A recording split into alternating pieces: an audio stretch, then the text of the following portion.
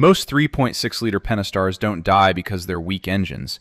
They die because owners unknowingly starve the valve train of the oil it needs.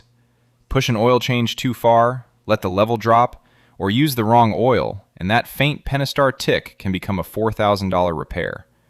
But follow the right oil change routine, and 400,000 miles becomes a realistic target. Pentastar engines don't get killed by luck, they get killed by oil. So let's kill the biggest myth about this engine, right up front.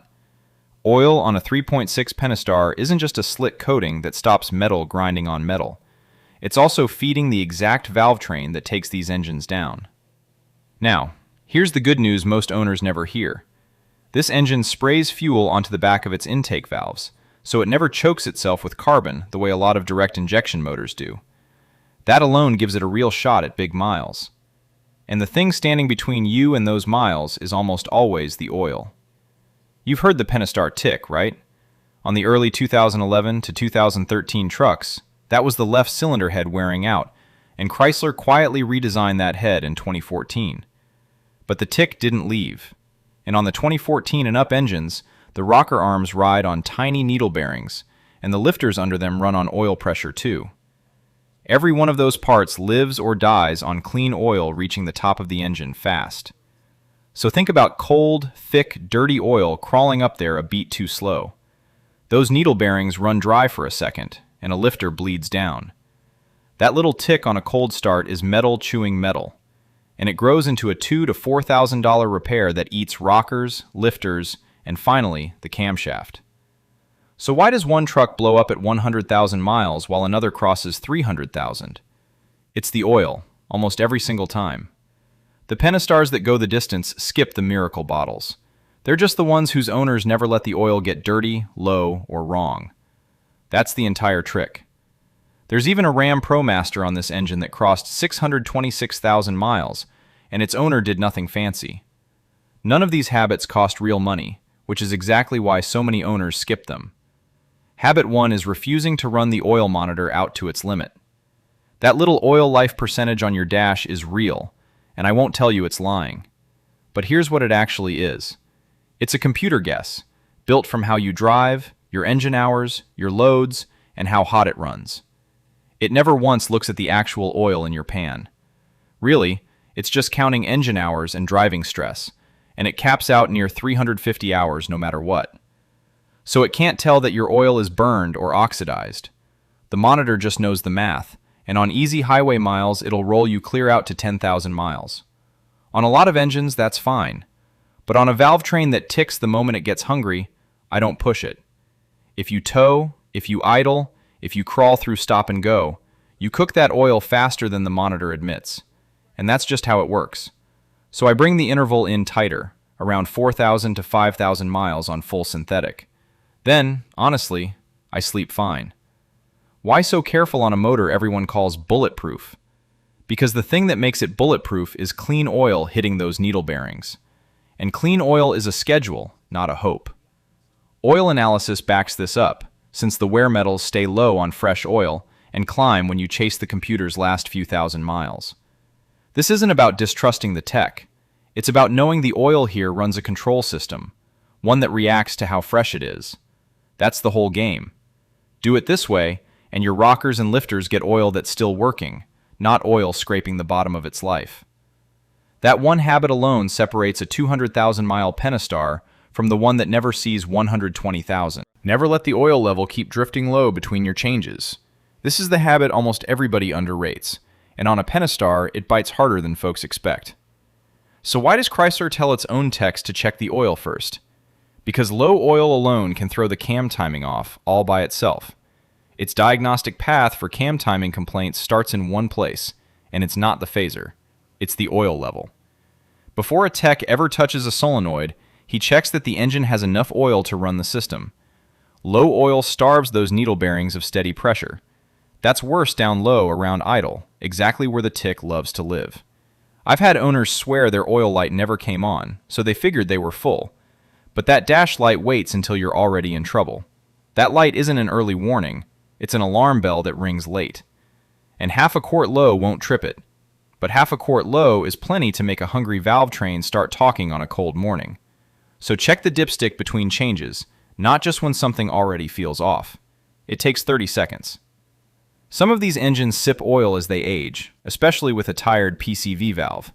If you're not watching, you can drift a quart low without one warning. That's not a bearing slowly wearing out over years. And that's a top end going hungry the same week it runs low. Keep it full, and the cam timing system always has the oil it was built around. This habit costs you nothing but half a minute and a paper towel, so it's the cheapest insurance on the list. Quick pause. If you want your Jeep to last for the long haul, grab my 500,000-mile Jeep blueprint. It covers the maintenance, common problems, and preventative steps that can save you thousands in repairs. The link is in the description below. Run the exact viscosity your engine was built for. Viscosity is not the place to get creative, and it's where the internet does the most harm. Your oil weight is printed right on the cap and in the door jamb. It changed across the years for a real reason. Most 2011 to 2015 Pentastars call for 5W20. The 2016 and newer engines, the updated ones with two-step valve lift, moved to 0W20. Chrysler didn't pick those numbers to save you money.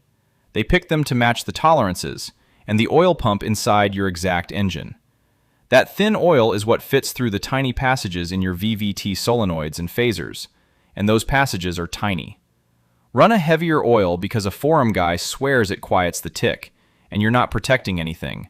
You're just fighting the pump the factory tuned around. Does thicker oil quiet things down a little?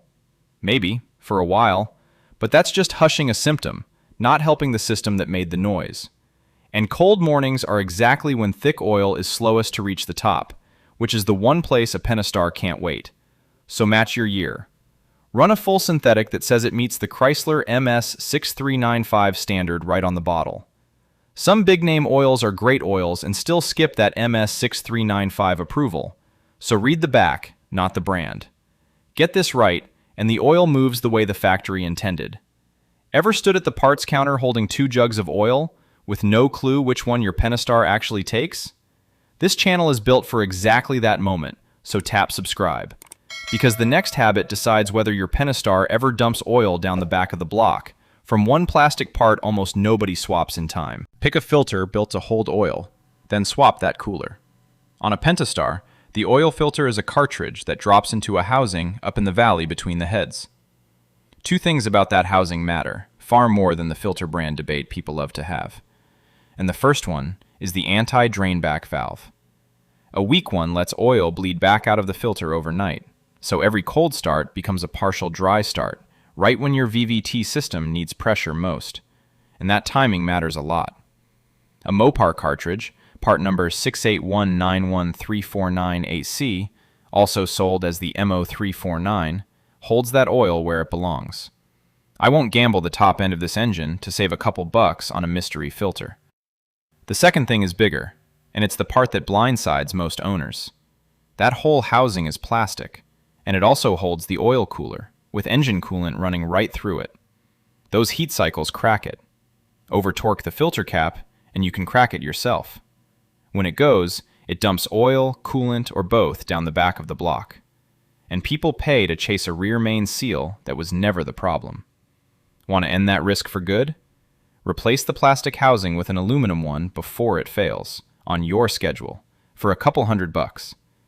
Do it before it strands you on the shoulder for a lot more money. While you're in there, don't crank that filter cap like a lug nut. Snug is the spec, and Gorilla is a crack. Do these 2 small things, and your oil pressure comes up fast on every start. And the most common leak on this engine never gets its shot. Actually read the old oil that gets drained out each time. Every oil change is a free report card on your engine, if you actually look. Most people drain it, refill it, and never glance at what came out, so they miss the cheapest warning they'll ever get. Check the level before you drain, not just after you fill, because that tells you if you were running low. Then smell the old oil. If it reeks of gas, you've got fuel getting past the rings, and it's time to dig. And run a finger through it too. When it feels gritty or you see glitter, that's metal, and on this engine, metal usually means the valve train. That's a real tell. You can even cut the old filter open with a $20 tool and read what's caught in the pleats. Why bother when the oil looked fine going in? because that same oil feeds every needle-bearing rocker and every phaser on the front of this engine. So that filter reports on the whole top end, not just the bottom. And while you're under there, shine a light behind the engine and look for oil weeping from that cooler housing. Catch it as a $10 gasket, not a stranded truck. You're not hunting for a reason to panic here. You're hunting for the small stuff while it's still small and still cheap. Do this every single change, and you catch it while it's still an oil problem, long before it ever turns into a phaser problem or the Pentastar tick that empties wallets. When the tick starts, you follow Chrysler's order, not your own panic. This is the one that saves people the most money, so don't skip it. The second a Pentastar throws a cam correlation code, a P0016 or a P0017, or rattles on a cold start, most owners jump straight to pricing phasers and heads. Chrysler's own diagnostic path does not start there. It starts with the oil level, then the VVT solenoid, and only after that does it go deep into the phaser and the timing set. I've watched this play out the same way more than once. Owner hears the tick, fears the worst, and starts calling shops for a $4,000 quote before anyone has even scanned the truck. Then it turns out the oil was a quart low, or 3,000 miles past due, or the wrong weight went in after a forum talked them into it. It happens all the time. So before you drop $4,000 on parts, do what Chrysler tells its own tech to do first, and rule out the cheap stuff first. How often is it actually the cheap stuff? Way more often than owners expect, and that tick is usually a $30 problem wearing a $4,000 costume.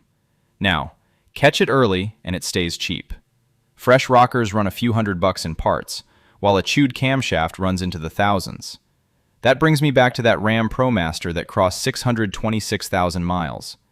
After they tore that engine down, the cylinders still wore their factory crosshatch, the bearings still had life, and the only real wear was the timing chain.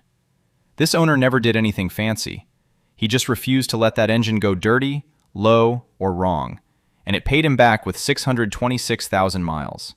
Take care of the oil and the Pentastar takes care of you. So, how many miles are on your 3.6-liter Pentastar right now? Drop your mileage in the comments below. And if you want to keep that engine running for years to come, subscribe to the channel. Then click the video on your screen right now, because the next mistake could undo everything you just learned. I'll see you there.